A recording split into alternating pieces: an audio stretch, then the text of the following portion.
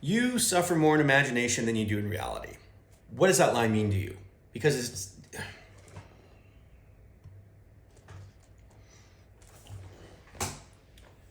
you suffer more in imagination than you do in reality. What does that line mean to you? Because it's describing one of the most universal mistakes in trading.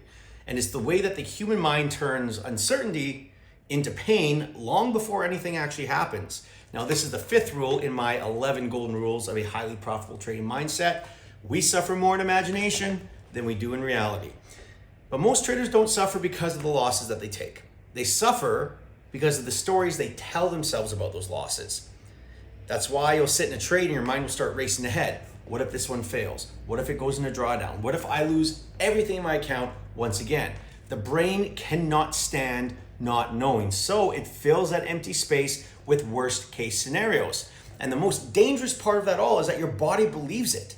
Your nervous system starts to react as if those imaginary losses have already happened and are already real. That's why your pulse spikes. That's why your breathing changes, your focus narrows, and suddenly you are not in the present anymore. You're fighting ghosts of situations that haven't even occurred.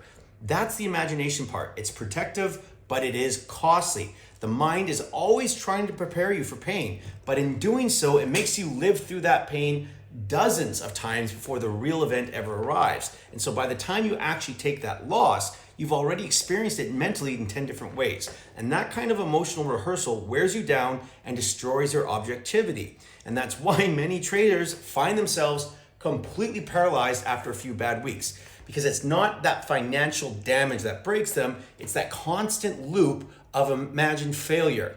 And they start to see every setup as a potential disaster instead of the opportunity that it is. And they start questioning rules that were never the problem. They start hesitating, overanalyzing. And at this point, the market is not what has punished them, but their imagination is what has punished them. And the most cruel part about this is how convincing it feels. Those thoughts, I'm going to lose again. I can't handle another hit. I will never recover. They don't feel imaginary. They feel like warnings, but they're not.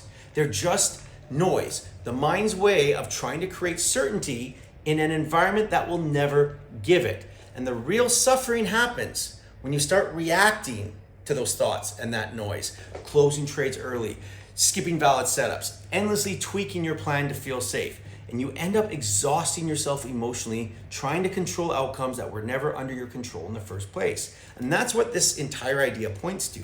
Reality, by comparison, is far simpler. A loss is a loss. It's data, it's feedback, it's temporary. It only becomes torment when your imagination keeps replaying it and dressing it up in meaning and fear and self-criticism.